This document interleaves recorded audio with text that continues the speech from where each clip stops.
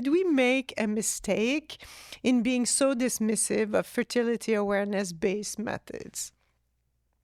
Yes. I think the short answer is a resounding yes. I mean, I think that, as you say, the field of sexual and reproductive health has been dismissive of FANs, and I think we're seeing the consequences of that now. So here's kind of how I see what happened.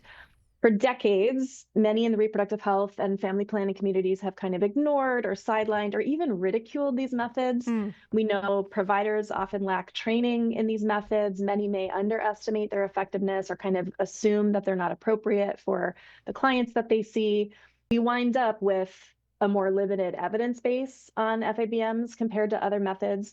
And we also wind up that when patients are concerned about side effects or health concerns related to, hormonal contraception or other options, or are just otherwise interested in FABMs because they're interested in the qualities that those methods offer, they're often encountering dismissal. Right. So where do they turn when they encounter that in the healthcare system? They turn to social media often. And on social media, we have a lot of fear-based messaging about hormonal contraception.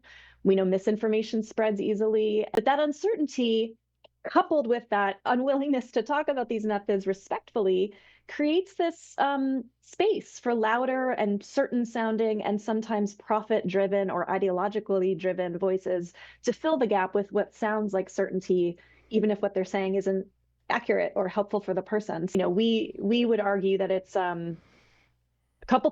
many things need to happen, but I would say it's long past time for our movement to acknowledge these methods as one important option in the larger menu of contraceptive options, and move past kind of blanket dismissal of these methods, move past blanket enthusiasm for these methods, and just focus on giving people honest, balanced, evidence-based information that helps them make decisions about what will actually work in the context of their own lives.